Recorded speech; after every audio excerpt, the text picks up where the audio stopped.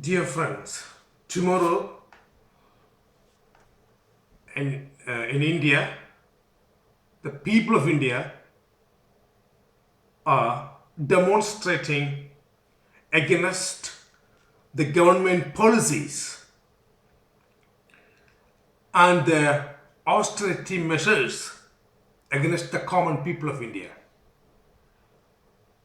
I like to draw your attention to few facts by which we request the people of India to take part in this demonstration.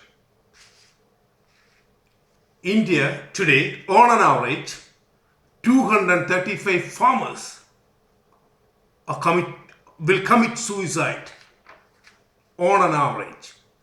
Between 2,500 to 3,000 farmers will attempt to suicide in a week. 10,000 agriculture farmers are forced to quit the agriculture altogether. In a week, on an average, 12,500 Indian children will die due to directly malnourished diseases and illness. In a week, over 1,000 children will go into grade 3 or grade 4 malnourished stage, which is a stage once you fall into that stage, then you won't recover from that stage. In other words, you will become a complete vegetable. That means if you fall into this grade 3 or grade 4, you cannot come back from that stage to the normal living.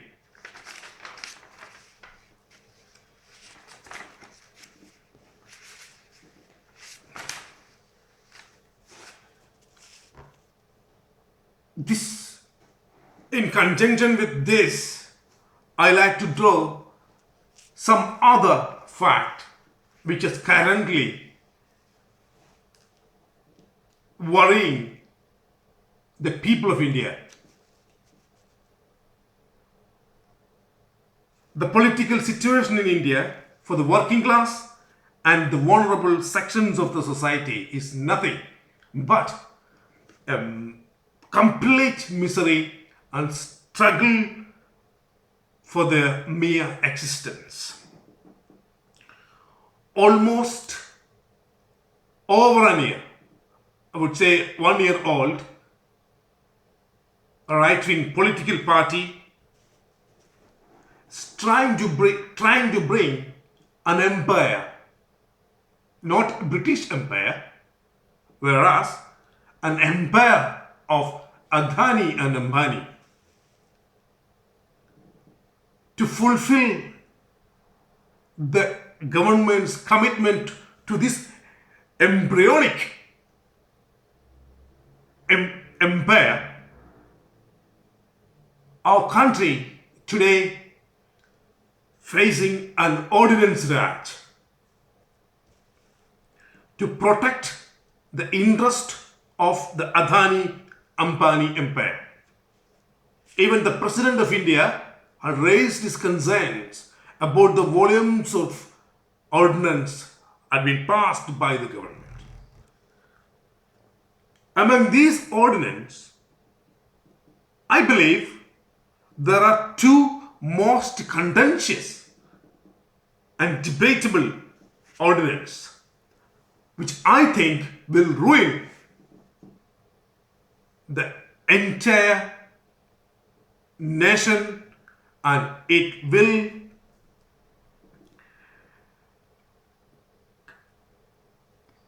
this ordinance will ruin the mere existence of the poor sections of the society.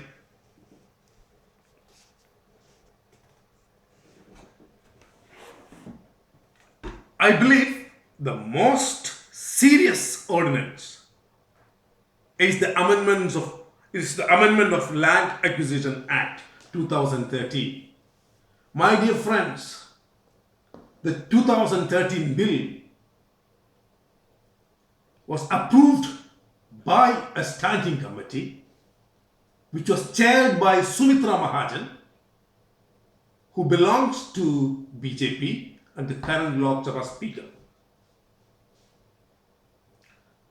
This bill was subjected to intense debate and discussion within the parliament. Thereby, it was approved by most of the political parties were in the opposition and the other side. Once the BJP government got onto power, within a short period of time, the BJP government is trying to amend the same act, which is the Land Acquisition Act 2013. Why they have a sudden change or sudden shift in the policies of governance? And let me explain to you a few points which are the amendments which they are bringing in. Under 2013 Act, the people of India had a major protection guaranteed to the people, which is this: when acquiring the land, the government was legally bound to carry out a mandatory social impact assessment. In other words, if the government is planning to acquire any land, they must carry out an assessment which enables the people to understand and well informed about the project with which their property is being acquired by the government. Furthermore, the social impact of the land acquisition within the society must be assessed. More importantly, the landowner was a stakeholder of the project. This was one of the predominant protection or right which had been guaranteed by this 2013 Act. And by the amendments which they are planning or which they are bringing in, will do away with this protection. And another change which I would like to bring your attention, which I think is a crucial amendment. This amendment must read in conjunction with the above amendment which I have just said. And if you look at the amendment, it will go even beyond the notion of Victorian era property law.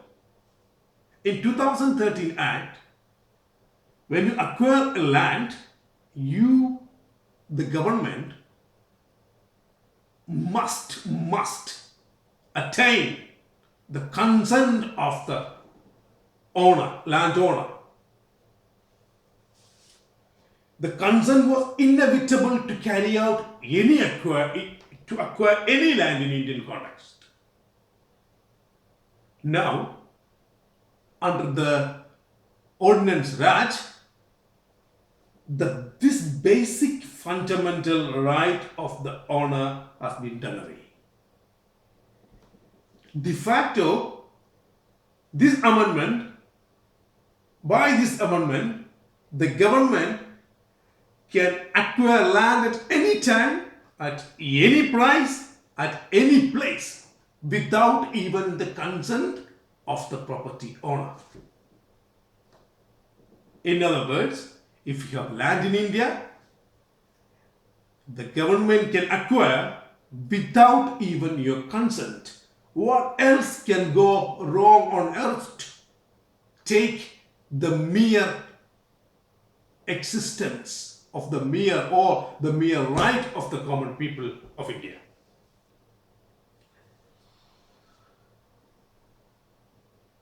It is very interesting to see the reasoning of such changes bringing by this BJP government. Let me quote Arun Jaitley, the Finance Minister of India. He wrote on 5th of January 2015.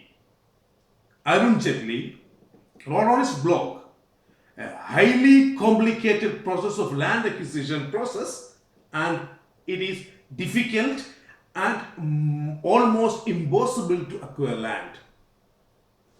And our finance minister goes on to the most contentious and debatable statement, which is this. I quote, there are a huge number of projects are being blocked because of the highly complicated land acquisition process in India. This is what our finance minister wrote on his blog on January 5th, 2015. Since it was January 2015, I had checked the C&AG report for November 2014. And I quote the C&AG report. It says, over 51,000 hectares of land were being approved to acquire, but only 40% of the land is being used. In other words, what our finance minister is saying is factually wrong, and it contradicts the fact in front of us. The C&AG says you have not even used 60% of land that have been already approved to acquire. Whereas our finance minister coming up and saying on his blog, it is the process almost impossible to acquire land, which is not true, which is factually contradict. And now look at a different perspective of why the government want to change. A US spokesperson, official spokesperson at Pravasi Bharati conference, which held in Gujarat, the spokesperson said, I quote, no one is going to bring their money until these ordinances get converted into fully fledged law. So that means these changes are nothing but the government is making India to an industrial friendly hub for their corporate bosses in India and in US. The government is trying to transform an agrarian country to an industrial hub for their big corporates. If these plans were to go ahead, the Prime Minister of India will play the role of James Hargreaves of Blackburn, who invented the jelly spinning machine, and these ordinances will play the role of 21st century jelly spinning wheels of India, the ruins of India, and the creation of Indian era of Charles Dickens. Dear friends, another ordinance which I think is serious and dangerous to the Indian people,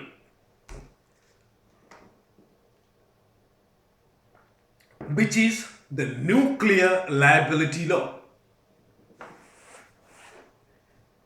In September 1984, few months before the Bhopal disaster, the Union Carbide US Operational Safety Review forecasted, I quote from the review report, with the current safety system, there are potentials of serious risk exist in the plant. But this report was never sent to Bhopal to implement the essential safety system to protect the people of India. The Union Carbide willfully neglected to protect our people in order to accumulate wealth and maximize the profit for Warren Anderson, the CEO of Union Carbide. My dear friends, within months, the world had witnessed the most catastrophic disaster in Bhopal. Even today, one person dies in Bhopal because of the disaster. Even today, there are 345 tons of contaminated goods are lying in the plant. Comrades and friends, hope you all recall the defense was put forward by Warren Anderson's lawyers to defend Warren Anderson. And their main defense was this, I quote, "The supplier is not responsible for the disaster, whereas the operator is responsible for the disaster." Comrade, in international law of tort gives an absolute protection to the operator or any supplier who supplies any goods. They are responsible for any damages that has been done by the machinery which they have sent to any person, not even in India, even if you supply to any other countries. That is the law of the land. The international law says this. Our government is they are trying to say to the American counterpart, see, we do not want any such protection. What they are trying to do it today, even after 31 years, they are bringing the same defense put forward by Warren Anderson's lawyers. The supplier is not responsible for the disaster, whereas the operator is responsible for the disaster. To the Indian rule book, it is nothing but an insult to the people of India, and it is an insult to those victims still living in India. This is nothing but a way of accumulating wealth, not for the people of India, but for their cooperative bosses.